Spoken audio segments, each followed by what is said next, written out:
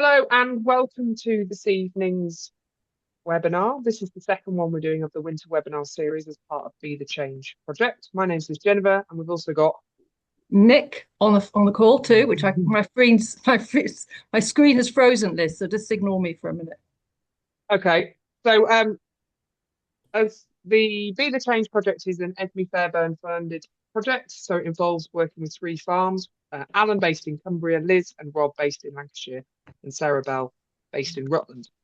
So our plan for the winter seminars is we did one last month looking at soil biology. This one's focusing more on nutrients, so soil tests. And then the next one possibly is going to be on ticks, which is quite relevant to the Liz and Rob farm in Lancashire. So we're just sort of building knowledge about the farms before the events that are happening in June and July. So tonight we're joined by Jade. So thank you, Jade, for joining. And Jade will run through the soil test, why we chose to use these more detailed soil tests, what they mean, and also how or what we're going to do differently on those farms.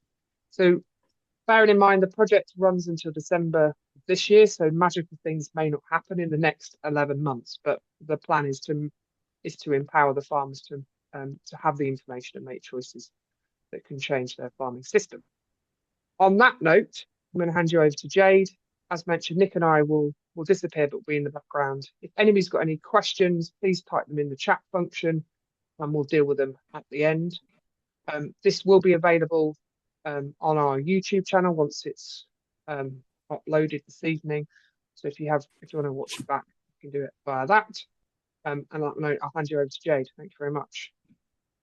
Perfect. Thank you, Liz. Yeah, I'm Jade Prince, Head of Soils for Hutchinsons, and also now a 2026 Nuffield Scholar. And if I get the chance at the end, I haven't asked Liz or Nick's permission, but I'm hopefully going to ask you to contribute to a short survey that I'm doing ahead of my Nuffield travels if I can.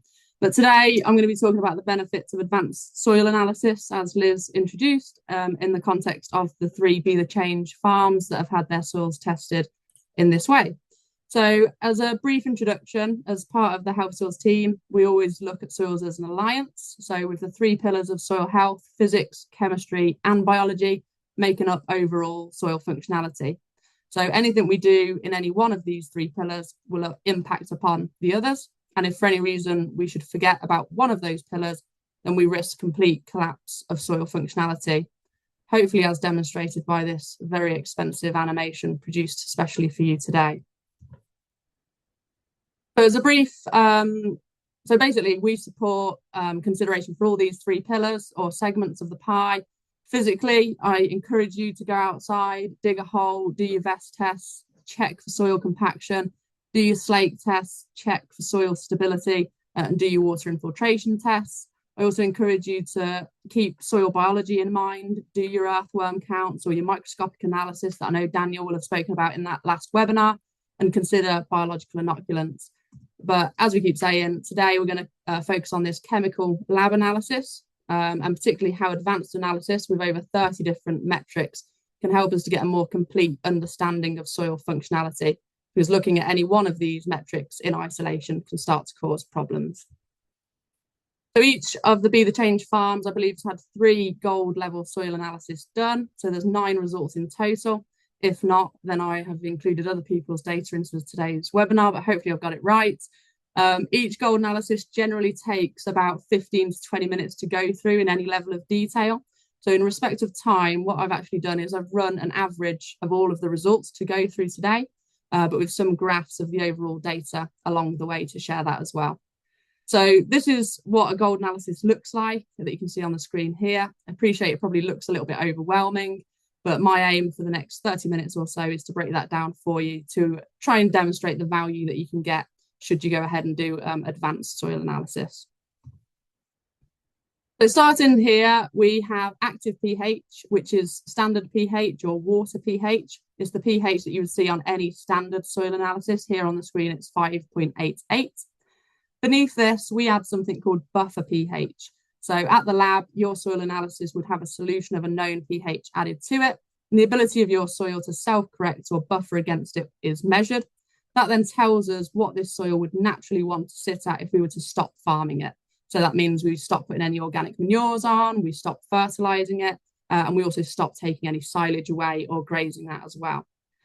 So active pH will fluctuate throughout the year. So if you were to sort of plot your pH throughout the year onto a graph, you would see a wave. As a general rule, every time a soil sits wet, the pH starts to drop, and as that soil dries out again, it starts to rise. So you'd see this wave on a graph if you were to graph that throughout the year. Now, if your active pH and your buffer pH are further apart, that wave on your graph would be bigger, whereas if they're closer together, that wave would be smaller. And the bigger the wave that you have, the more sort of fluctuations and the more disturbance to the natural system within that soil. So the more unhappy biology would be, for example. So ideally, you want to have your active and your buffer pH to be within 0.2 of each other. And if they aren't, then we know that this is most likely due to something that we are doing and something that we could look to correct through a different way of management. So here are all the results from the 9 Be the Change analysis that we've had done. Only one result sits in the ideal range for active pH, which you can see in this green bar here, if you can see my mouse, or here, if you can see my mouse moving about. 2 results are higher than this, but they're not really of concern because they're still below 7, which is where my graph tops out in this case. But you can see that there's 6 results that are all sitting lower than where we want it to be. And you can see on the right-hand side here on this diagram that as soon as pH drops, we start to lose availability of most of our macronutrients pretty rapidly. So you've got nitrogen, phosphorus, potassium, sulfur, calcium, and magnesium all starting to lose availability at this level. Now, what we don't know from just active pH, which is what is plotted here on the graph, is whether these soils are naturally acidic or whether there's something else that is causing the pH to be low. So this graph starts to tell us how these 2 pHs compare. So you can see that's all of the analysis demonstrated on this graph. And you can see that for 6 of those on the left-hand side up to this point here, all of those are sitting below the red line of 6.5 pH, which is considered to be ideal. However, all of our active pHs, which are shown by the blue bars, are below all of the red bars, which are the buffers. So in simple terms, this is telling us that something we are doing and our management of this soil is causing this pH to drop lower than where the soil would naturally want to be if we weren't managing it. So we may want to apply some lime to bring these pHs back to where they want to be. And I would recommend some lime in a number of these fields. However, I often describe lime the best way as being a cure to a symptom. So rather than a cure for a cause. So for example, if one of you was to get a headache now whilst listening to me, which is probably quite likely, I could offer you a paracetamol and it would fix it. But if you have a headache because it's me that's talking to you, then it might be better if I just stop speaking, or it might be because you're dehydrated, in which case it might be better that you have a glass of water. If I gave you that glass of water rather than the paracetamol, your headache would hopefully go away and not come back. However, in this case, I'm still going to recommend lime. It's not treating the cause, it is just treating the symptom. But if we want a quick response, we often have to treat the symptom, but we definitely still want to treat the cause as well. So hopefully we'll come to that as I work the way through the gold analysis, but that's something that the gold analysis is going to allow us to do, is to take a deeper dive into what the cause of the drop in pH might be, rather than just advising an application of lime. I can see a couple of comments in the chat, but I can't see what they actually are. So Liz, please do shut me up if I something I need to address. It's me. It's just I found your link to your Nuffield, so just in case anybody wanted to have a look at it. So sorry about super. that. No, that's okay. Just checking there's not an immediate question. That's fine.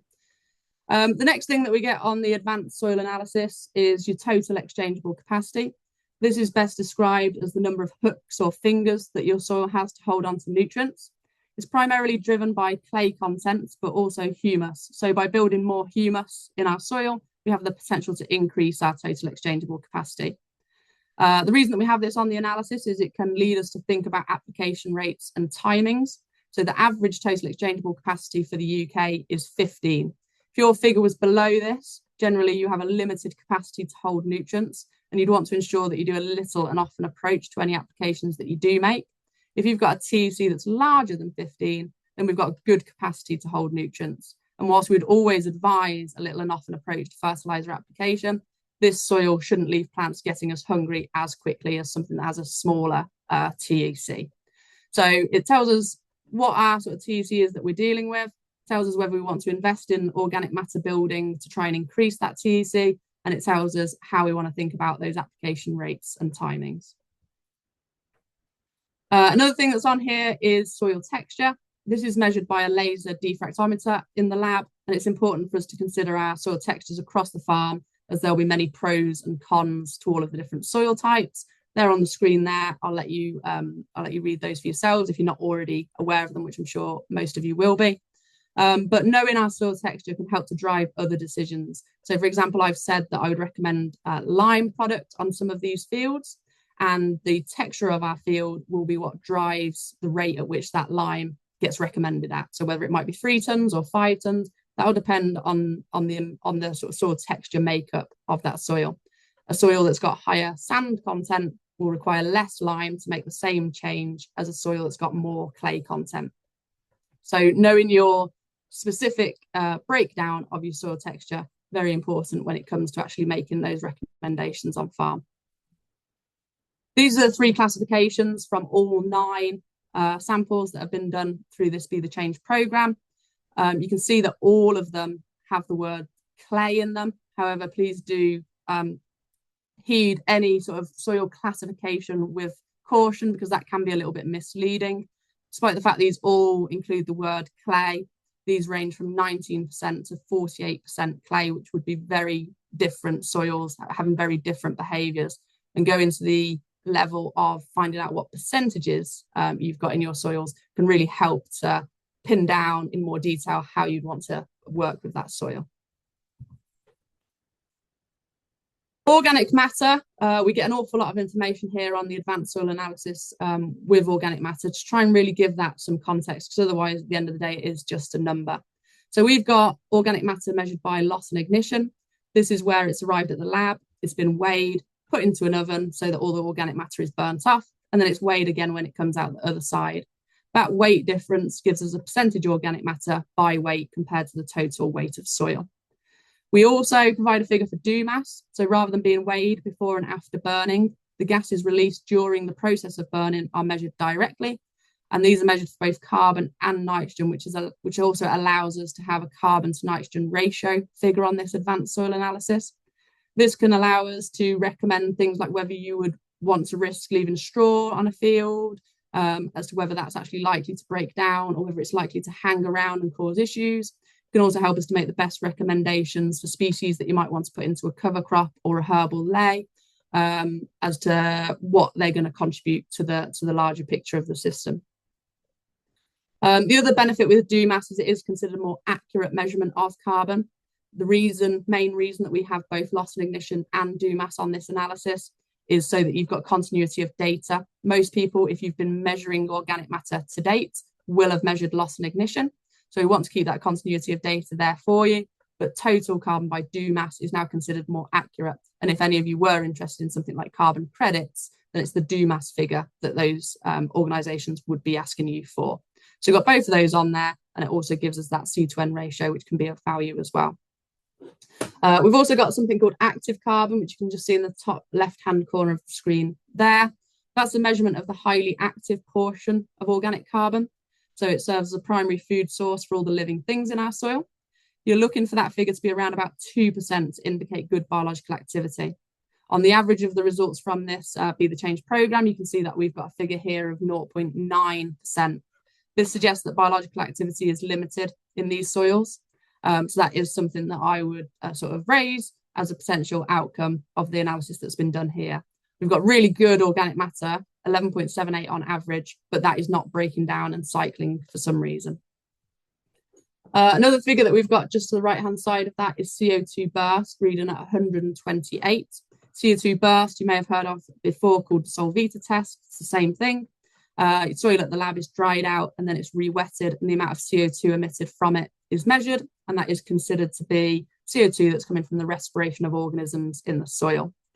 Here, the score of 128 is okay. You're generally looking for a figure around 150 to 200. However, you do again need to heed it with some caution. if you saw a particularly high figure here, it could be that it's bacterial dominant soil. We don't know what the bacteria is, so it could be pathogenic for all we know. So you'd want to do further investigation. Equally, you could see a very low number here and think, oh, well, I've not got much biological activity going on. When equally, it could mean that you've got a fungal dominant system because fungi respire much less CO2 than bacteria do. So that is a figure that needs to be taken really strongly alongside other figures and not ever seen as a standalone measurement. So all of the organic matters here that you can see plotted on the graph, again, that's the 9 results from this particular programme. They all look good, you know, you're 9% and upwards. That sounds like a good measurement for organic matter. But the big question is, if that is the only data you have is your organic matter measurement, then how much organic matter do you actually want? And is this definitely a good thing? That's where we try to look at this in a slightly different way, in the context of the soil texture that you're actually working with. And we look at this through what's something called the soil organic carbon to clay ratio. This theory has been driven by a paper from 2024, which suggests that for every carbon to be safe in our soil, it essentially needs to be surrounded by 8 clay particles. As you can see from the graph, anything that's lower than 8 is holding more carbon than this. So it's better than 8 to 1. That's great from a carbon sequestration point of view. But there is a point at which we get maximum benefit from organic matter from a soil structure and a crop production point of view, and that is considered to be 8 to 1. So you can see a couple of the blue spots, just about where they want to be. Everything else below that is holding more organic matter than is kind of returning a benefit for us. And anything above that, those 3 blue points here, these have the potential to hold on to more organic matter, and by doing so, the benefit to us would actually be worthwhile. So anybody that's below that, they've got a really big battery of organic matter within this soil. Whilst that's holding carbon, organic matter is 58% carbon, or as a textbook figure is considered to be around about 58% carbon. That means that it's 42% of something else, and that something else is a lot of the other nutrients that we want for the productivity of a crop. So I would suggest that these soils have probably got a buildup of organic matter on the surface of the soil, and actually some kind of aeration to push that organic matter layer into the soil alongside some oxygen, and encouraging biological activity might actually be beneficial for this system. So it's very important that we don't just look at a singular organic matter figure, but we think how that organic matter aligns with the soil texture that we have, how that contributes to soil structure, and then beyond that point, how it might then start to give us something in return by getting that cycling, feeding biology, and getting that nutrient release. The next part that we come to on the gold analysis is available and total nutrients, or what we like to refer to as our fridge freezer analogy. I can't hear any of you, but I'm sure there's a few groans at yet another analogy that I'm gonna run through with you. On the left-hand side here, you've got what is plant available, what's considered to be plant available over the growing season, versus on the right-hand side, you've got the total amount of nutrients that are in the soil. So some pretty toxic chemicals have been added to the soil in the lab here to make sure every single nutrient within that soil has been extracted from it and measured, so we know the total amounts that we are dealing with in that soil.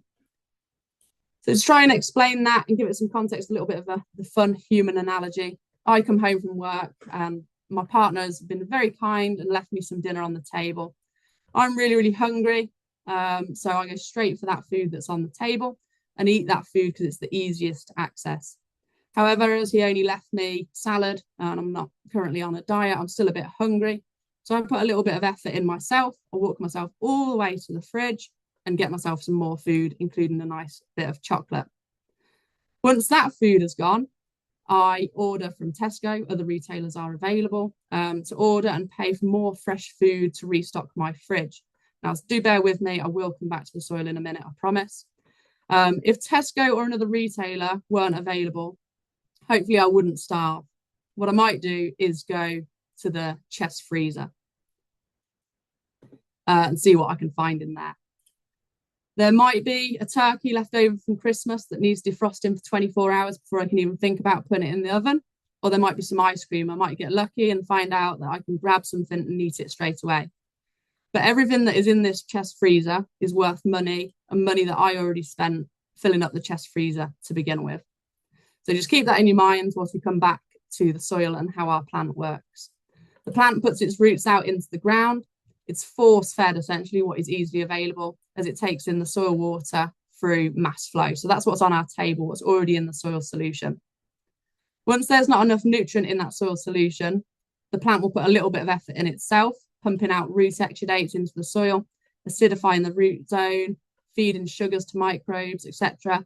And it will make a little bit more food available to itself, the equivalent of me walking myself to the fridge to get some food. The plant will put in the equivalent amount of effort.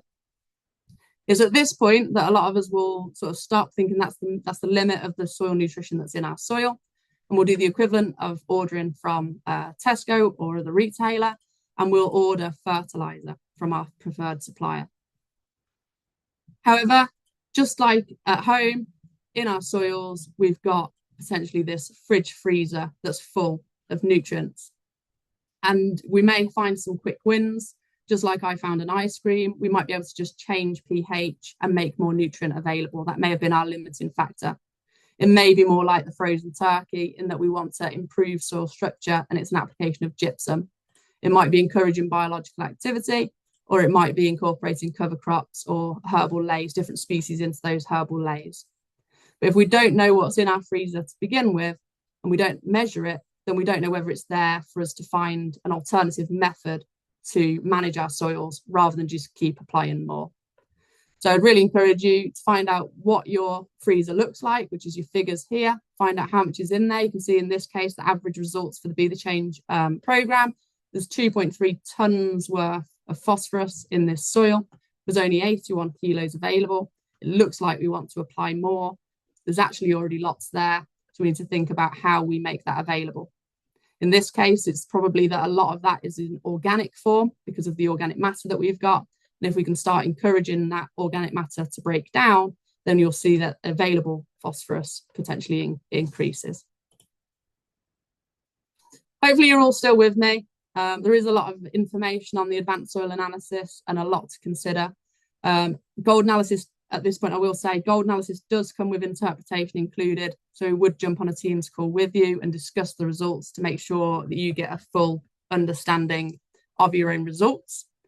But the next part on the gold analysis is the calcium to the magnesium ratio, which can give us an indication as to how the structure of a soil might be impacted by the chemistry. So magnesium and calcium are always the two most dominant elements in a soil, as they both have a 2+ positive charge. Magnesium, in the grand scheme of things, has a relatively small ionic radius, and soils can sit really close together, whilst calcium has a wider ionic radius and soils sit further apart. For this reason, if you have more magnesium than calcium in your soils, the soils can end up sitting quite tight together, and stereotypically will turn to a solid concrete block very quickly when the weather is dry.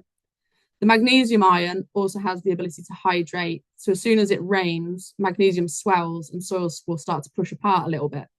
So soils will become very sticky and wet very quickly. This gives these low Cal-Mag ratio soils the term sort of a 2-day soil, as they end up with a very small working window. 1 minute they're too solid to do anything with, and the next minute they're too sticky and wet. Now, there are two things that naturally overcome this issue. One of them is organic matter. So if you have got high organic matter and that organic matter is in its humus form, then this can counter the effects that you might see. Equally, if you've got a high sand content will help to stop the magnesium pulling so tightly together. So you may see that even though if you've got a low Cal-Mag ratio, the soils aren't behaving in that stereotypical way because you've either got enough humus or you've got enough sand. So again, it's not about thinking, oh, well, my Cal-Mag ratio is low, that's the answer, I'm going to go and act on this. It's okay, my calcium magnesium ratio is low. In conjunction with a physical assessment of the soil, am I seeing a soil with a blocky structure that goes very sticky and wet very quickly when it rains? Is it straight, angular edges, which are another sign of a high mag soil? And if so, and it's causing you trouble, then there are things that we can do about this. So in the case for all of the Be the Change farm analysis, this is the case. There is the low Cal-Mag ratio. You can see that in the average results here, we want 6.4 calciums to every 1 magnesium. We've only got 1.6 calciums to every 1 magnesium. So we either need more calcium or less magnesium to enable us to change that ratio. Now, the easiest way to do it is to do both, basically. So increase the amount of calcium. But if we do that through calcium sulfate, sulfate combines the magnesium, which then makes it leachable, and we can reduce the amount of magnesium in the soil as well. So because this is the case for all of the results as part of this programme, I thought I would give a quick overview of gypsum and what one of these corrective actions looks like. For gypsum, which is calcium sulfate, you'd apply that to the surface of the soil. You're reliant on rainfall coming and washing that gypsum into the soil profile. This floods the soil surface with calcium, and the soil solution both want to be in equilibrium. So magnesium and other cations, not just magnesium, will be released from the soil particles so that the calcium can take its place, and you end up with as much calcium on the soil particles as what you've just made in soil solution by applying the gypsum. The magnesium, which is then released, will bind with the calcium. The magnesium, that's just been released, will bind with the sulfur part, and the calcium takes the place on the soil particles. So you end up with magnesium sulfate, which is shown by these purple green circles here. This is now leachable, so it's in soil solution. That means it's either available for plant uptake or it will move down through the soil profile as water moves through. So by applying gypsum, you increase the amount of calcium that's now attached to our soil particles, but you also reduce the amount of magnesium in the soil overall because the magnesium binds to the sulfur and leaches. And that's a really important message to take away, is that just the calcium would not solve the problem because it would all just reshift and go back. We need to allow the calcium to take the place of the magnesium and then remove the magnesium so that the magnesium doesn't just link back in again over time. The other thing to consider is that gypsum will only change the top 2 or 3 inches of a soil. That's the area that we do want to impact most, because that's where we want to get the seed to soil contact. That's where most of the roots are looking for nutrients, and 80% of roots are in your top 30 centimetres. But if you go to all this effort and improve the top 3 or 4 inches, and then you come and turn it over, because ploughing is part of the system. Again, I think these are all grasslands, so maybe we haven't got so much ploughing going on, I'm not sure. But if you ever have to have a heavy cultivation that flips it back over, we must remember that we are returning that high mag soil to the surface, and the problem may return as well. So gypsum is a bit like lime in that you're applying it to the surface and it only acts on the soil that is then downwards from where that material is. But it is not like lime in the fact that it does not change pH. It just changes that calcium magnesium ratio and changes soil structure, which then would have a knock-on effect to soil chemistry, hopefully overall. So this is a case study showing where gypsum has been applied at a site that we've worked on previously. On the left-hand side, you can see the tight, straight-edged, angular structure of a high mag soil that I've already described. In the middle, you can see how this has started to break down a little more after 1 application of gypsum.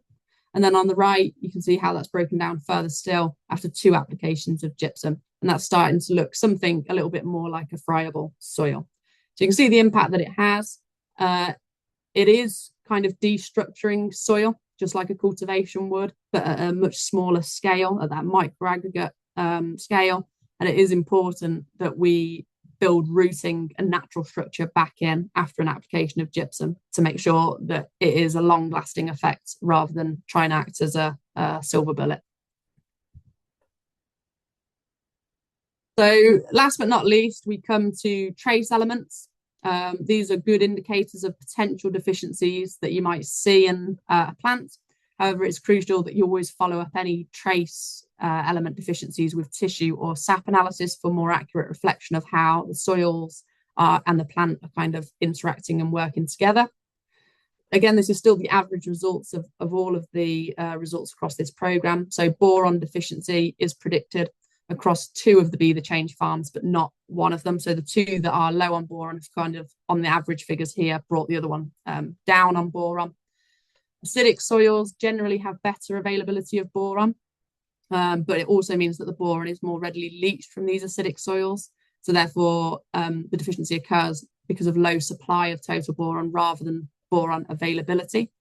So I imagine, I'm pretty sure it's correct, that the one farm where the pHs are higher is the one that's not seeing the boron deficiency, whilst the two farms where we've got the lower pH, that's where the boron deficiency is coming in here. We've got high iron, which is very common across the UK due to natural geology. You'll often see this as orange or red mottling in soils where the iron has oxidized. And if you see this appear as a line in the soil, then this can highlight an area where soil water has slowed down as it's tried to move through the profile, and the iron has then been deposited, because iron's a heavy element. So as soon as water slows down to a certain point, iron is one of the first things to get deposited. If that then meets oxygen, it turns orange because that's turned to rust. And if you see a line of that orange, then you can use that to identify areas of compaction or slow water movement. Excess iron, particularly in low pH soils, which we've got on two of the farms here, can lock up other nutrients such as phosphorus. I've also put on the screen there what's called the Mulder's chart, which shows all the different interactions that happen between the different nutrients. There's a lot of complexity in soils. That's why with the gold advanced soil analysis, we try to address so many things in one go, is because there are so many interlinking arrows, as you can see there, and to try and get any understanding of it, you need to measure as much of that as possible. The other one you can see there is a copper deficiency. That's also more likely where pH is low, but there is quite a bit of copper in manures. So as long as you've got manures and organic applications going on, you might not see that this is an issue. But again, one to keep your eye on through tissue or sap analysis, or something that you might see in animals as well.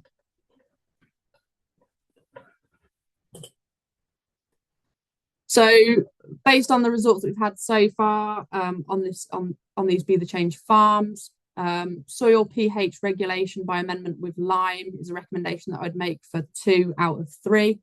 Whilst lime is a symptom rather than a cause, if we want to correct that quickly, lime is the quickest way to get those back to the pH where we can have the best availability of the nutrients that might be limited. We can address chemically driven soil structure through an application of gypsum. So on all of the fields across all of the farms, there would be the recommendation of a gypsum application. Gypsum can only be applied at 1 tonne per hectare, you can buy it as a mined product, which can be applied at a higher rate. But if you buy waste plasterboard, which is the most affordable way of doing so, you're limited to applying 1 tonne per hectare. You'll have seen on the results, hopefully, as I appreciate, I've gone through a reasonable speed, but even though there's a lot of magnesium in these soils, the magnesium often isn't available because it's holding on so tightly to the soil particles, it's not actually available or releasing into soil solution. Once we apply gypsum and the magnesium binds to sulfate and you've got magnesium sulfate then in the soil solution, the magnesium is then available to the plant, but there's no guarantee how quickly this whole process will happen. So if it's not happening within 6 months, 12 months, then you may want to apply some foliar magnesium to the plant to make sure that the plant meets its magnesium requirement, but you would not want to apply magnesium to the soil because that would only exacerbate the problem that we're seeing with the calcium, magnesium and the structural issues. Again, I have not seen the fields. I haven't been out and done any digs. I've not seen any photos, but my guess from the soil analysis is that there's quite a bit of organic matter building up on the surface of these soils. That will almost cause a capping effect on the soil. It will be reducing oxygen cycling, and it will then be reducing the biological activity in these soils.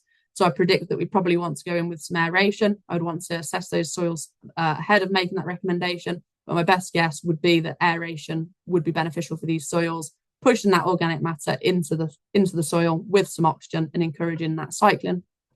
And then we know that there's 2 trace elements to be aware of for deficiencies, which is your low boron and your low copper, which might want to be addressed on those soils.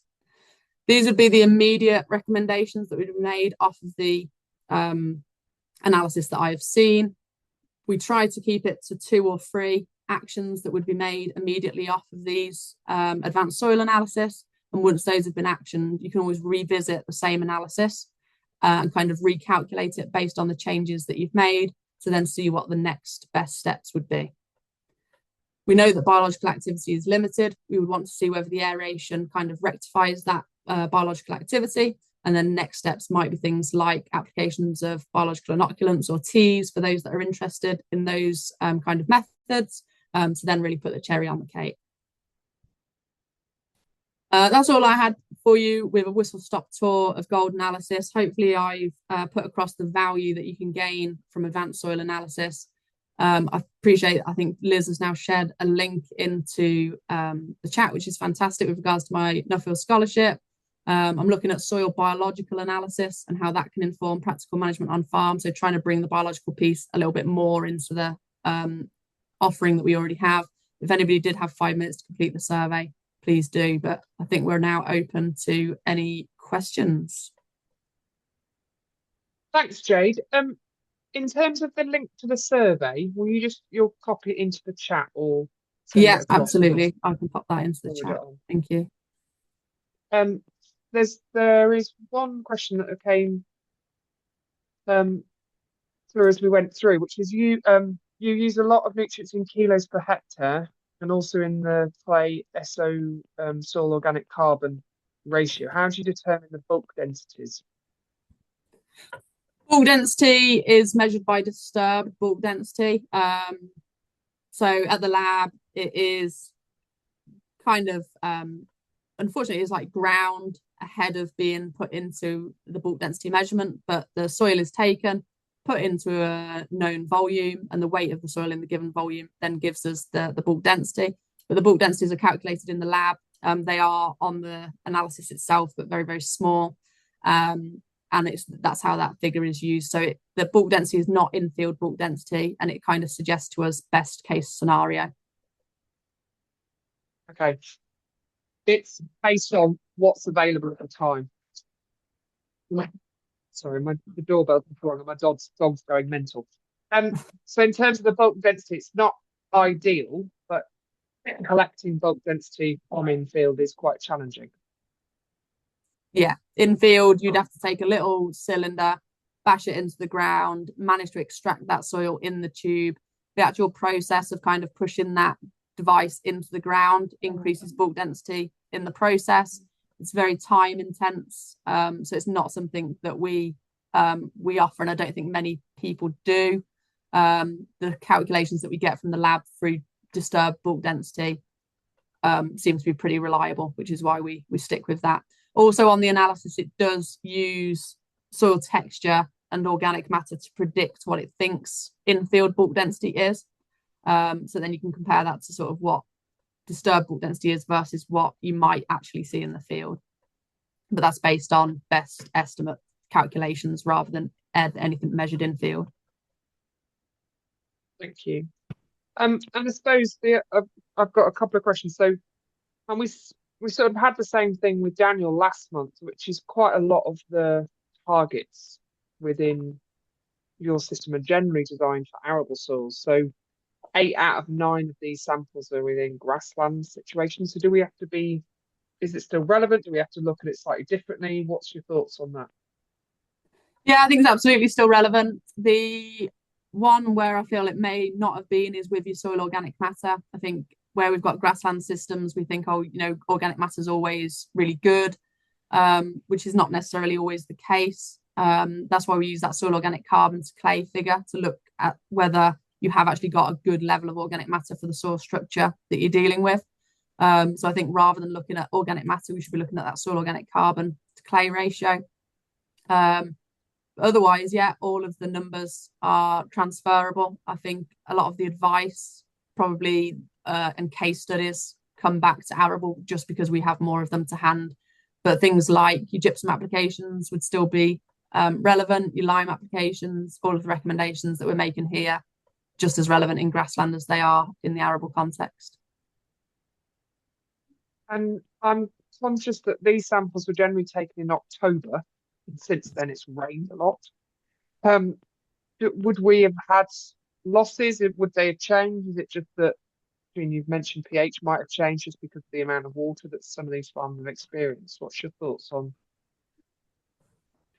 Yeah, yeah. So but you would see a change in pH if you took it when it's particularly wet or particularly dry. You ideally want to take it when soils are at field capacity, so not when they're saturated and not when they are too dry, basically. I now advise that soil samples are taken based on weather conditions rather than time of year. I think previously advice has been to try and take your soil samples in the autumn, for example. I would now choose to go off weather conditions and try to go when field drains have stopped running, but the soil is not yet dried out. As long as you do that, then you should get pretty consistent results. We do obviously have a lot of data coming into us, things like your total nutrients, your ratios, all of those sort of what I'd call probably big decision factors will remain pretty similar. So I wouldn't think that anything like a gypsum recommendation would have changed considerably. Equally with the pHs that we are seeing here, I don't think that the liming recommendation would change either, but you're talking that you will see shifts of 0.2, 0.3.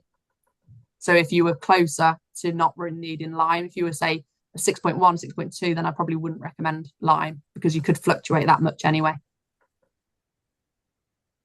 Thank you. Nick, any questions from you? Well, I wanted to, because I was just going through our tests, because it is the most complicated piece of paper. Oh my God. I wanted to ask about boron. Where'd you get it from? How'd you spread it? How much does it cost? You can get boron granules. Yeah. That's what you probably look to apply in this case. I don't know the price off the top of my head, but you can get it from most fertilizer providers will have boron granules. And is it particularly, I mean, I'm just thinking that we were particularly low. So I guess I think we were lower than these 3 farms. And is it something, because my husband Reno is quite anti kind of intervention because he's very holistical. Is it, what kind of response would we get?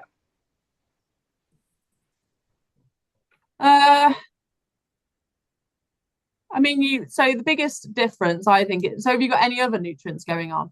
Or we've got the calcium, magnesium problem as well. Very similar. Yeah, they're the 3 main, the main points, which I think is, I mean, we're quite similar to probably Alan's soil. So it's just an interesting problem that many pasture farmers probably have, and how responsive is it to changes any treatments. Yeah, so boron is one of the small nutrients that you need to enhance the use of nitrogen use efficiency of nitrogen applications when you make them. So nitrogen obviously helps create sugars, and then within the plant the sugars need to move to protein to make sure you've got the protein that you want for your livestock. So if you haven't got boron, you'll find that nitrogen's still going into the plant, but you're kind of being held up at sugars in the plant, which animals might find quite tasty and nice, but it's not offering that much value with regards to their diet. So you want it to move through to protein to get more value from that grass, that silage, for the animal. So boron will really help with that nitrogen use efficiency and the movement of that through the plant from sugar to protein. So again, with how quickly things travel through your animal, you might see change there. Okay, thanks. I think there's some more questions, Liz. And I think that from the crate course bit that sticks in my head from boron is it's back to this. It's really important in this translocation of carbon. So if we're looking at trying to get carbon at depth, that boron is limiting. So we want excess sugars, don't we, released from the roots to feed the microbiology, but also that action moves carbon further down into the profile.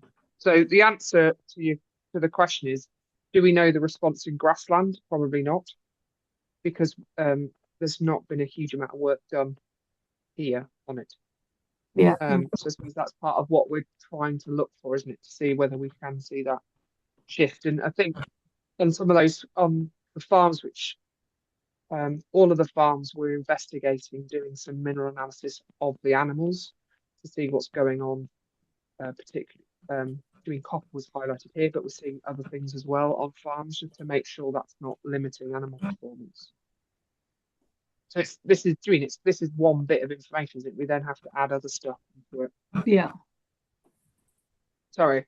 The questions. Quick one. How long after doing a gold test would you leave it until you retest with silver? So I'm guessing it's the slightly less detailed test.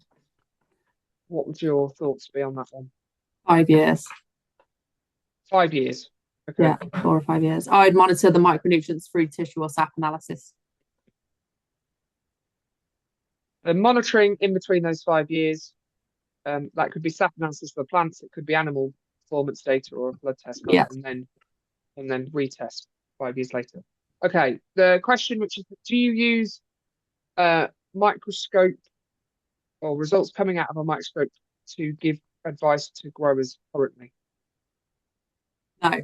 We have something called microbe ready sessions. So we have a microscope and we do live demonstrations for farmers where farmers bring their soils along and we have a look at the life in the soil as a live demo. We believe that the sort of human error that can be included in microscopic analysis currently brings limitations that we sort of don't want to offer, basically.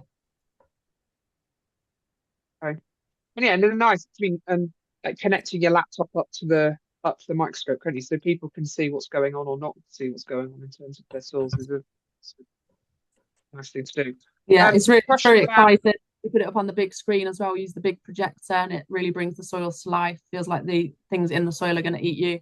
So yeah, no. If anybody's interested, we do offer those sort of live demonstrations. It's really interesting to look at how the soil in a field compares to soil in a hedgerow, or the biology that you see in manures, for example, are all really interesting to compare. When you put some manure underneath the microscope, you'll see things whizzing around in all directions. When you put some of the infield soil under there, you'll search around trying to find something in most cases. Grassland, granted, are better generally than arable soils because they've got that year-round root exudate feeding them. But yeah, looking at those comparisons and what we can do to try and get more life into our sort of agricultural soils is really interesting. And you did mention, and again, you're not able to answer some of these questions, but yeah, you mentioned biological teas and compost teas. The question is there much science to back up the use of them, and how, in terms of how it can enhance soil biology? Yeah, there isn't, unfortunately. So the only thing that we sort of advocate at the moment is Johnson Sue, which is a static aerobic compost that you would turn into a tea that you could apply, or as a seed coating. My colleague Kat, who I think is listening in on the call but driving, so won't be able to speak, she is currently running a trial on seed treatment. So we've got 4 sites across the east of England where we've coated seed with Johnson Sue, and we're doing that versus untreated. We can see that has increased rooting on plants. We can see that the plant germinated faster where it was treated versus untreated. We can see on previous trials that it increased yield on spring barley by 0.75 of a ton. We've got clients that use it on salads and they get better uniformity of the crop. So we see good things from using it. That's why we still advise that people have a go at it. It is a bit of a faff, but it seems to do something. What it does, we unfortunately don't actually have the insight to tell you yet. For all we know, you could be applying lots of biology, which then dies. Dead biology equals nutrient release. And actually you just applied kind of like a living fertilizer rather than anything that continued to live in the soils. So we do have trials happening. Hopefully in the next 12 months or so, I would have more to share with you on that question. But for the time being, you seem to apply it and it seems to help. So we keep doing it. There's a question about how quickly would you expect gypsum to make a difference to structure? She appreciates it's going to be different from soil types than the level that you're trying to get, or the level of compaction that's there, but just a rough idea. Yeah, we've seen responses start to happen as fast as 3 months, considerable change within 6 months. You should see good change within 12 months in most cases. It's mostly driven by the amount of rainfall. You'd really need that gypsum to start washing through the soil profile, those chemical reactions to happen for it to start doing what it needs to do. If it sits and it's dry for ages, it's not going to go anywhere. It's just going to sit there and wait, but it won't be doing anything. So I'd probably judge the speed at which anything happens on the amount of rainfall that we have rather than timescale. Thank you. There's a couple of points just about boron. I think more statements than questions, but I'll just read them out. So, suggestion is that boron, good boron levels means better calcium uptake from soil to crop. And also, if you have low calcium soils, then apply boron from a foliar perspective rather than the granules we talked about. But if you have lots of calcium, and that's over 2,000 parts per million, then soil applied works.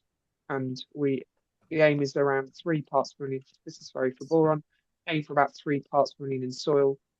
High calcium will require higher levels of boron to increase bioavailability of calcium. I'm hoping that all made sense. But basically, it's part of this is that we're getting into complex areas of soil science, aren't we? So this is where we need to bring in advice. This is not just chuck it on hope. We need to understand those interactions and put in checks and balances, particularly on animal performance, to make sure we're not making it worse. So Nick, on terms of we had your soil test done for the event we did with you last June, July time, didn't we? So and we're still working out how to interpret them. Would that be fair? Have you done anything as a response to those soil tests? Well, we haven't done anything. I think we should probably look at boron. Reno is really resistant to spread anything, and the fields are performing. It's not like they're not performing. Maybe the soil is a bit tight, but yeah, he's and we now we haven't got sheep. We have got longer covers.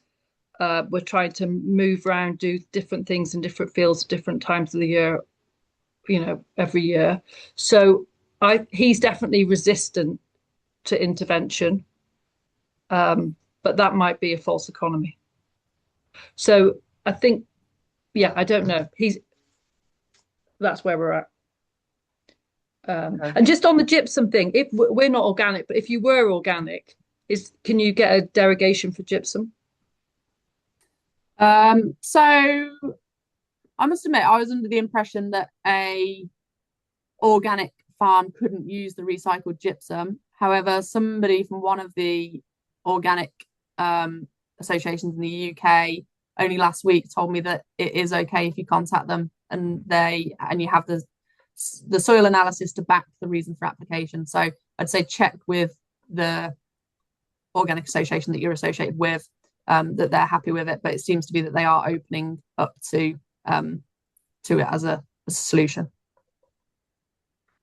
Yeah, and just in terms of these soil tests, which are quite complicated, and you do need help to interpret them.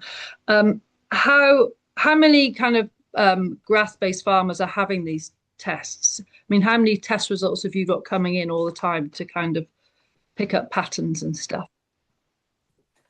So I would say 3 years ago when I started with Hutchinsons, probably 90% of the gold analysis we received were from arable farms, arable fields.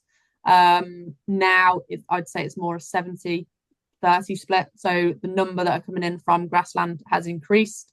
We definitely now have the capability to run a bit more data analysis, in which case it's just very difficult for us to find out which are definitely grass because we don't ask for that information.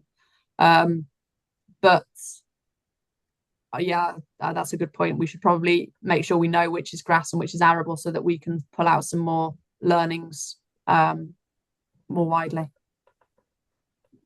Yeah. But yeah, it's increasing in popularity from those with grassland. And I suppose on the principles, it's not like we're talking hydroponics versus soil, are we? We're growing crops, and I suppose we're ever optimistic that grassland might have a bit more biology, might have a bit more organic matter, but the principles should sit. I think but I think all of us are just really starting to learn how to use this within grassland systems or within livestock systems, and certainly awareness of sap analysis for crops, as in, sorry, combinable crops or field crops, but actually could it work for grassland? Don't know. We could explore some of that, see actually what can we see from grassland from a sap analysis perspective. Yeah. There's another question on gypsum. Again, scientific evidence trials, anywhere you could direct people to a bit more information about gypsum, a Google Scholar search. I can share some trials data that Hutchinsons have done if that's of use. We generally use our own trials known data on our sort of series of helix farms that we've got across the UK before we recommend anything. So we've got a site where we've done different rates of gypsum and then done the soil assessments to see how the different rates of gypsum affected that soil structure, soil chemistry, etc., how it affected weed burdens, all different counts. So I can definitely share that with you to circulate, Liz. But yeah, other data to point in the direction of, I'm not sure off the top of my head. Okay, so yeah, if you can send me anything, and I'll include it near the recording, and we'll make sure it's in the newsletter. Paul Allison has just sent on a couple of papers he's found about boron application and grasses. So they're it's in the Q&A bit, and I've also just moved it into the chat if anybody wants to have a look at them. Jade, sorry, I was just going to ask you, Jade, where are you going briefly on your Nuffield? And how have you chosen where you're going? So I'm going to Japan because all the international Nuffield scholars meet up initially to start off the whole thing. So yeah, I'll go to Japan in March, which is very exciting, see some of the Bokashi type operations that happen out there. For the actual study, back in 2013, there was a lady called Catherine Harvey, who was an Australian Nuffield scholar, tried to achieve a similar thing and find out what biological analysis is out there and how we can actually make practical use of it on farm. Obviously, that's of its time. We've come 13 years since then. I think a lot of things will have changed.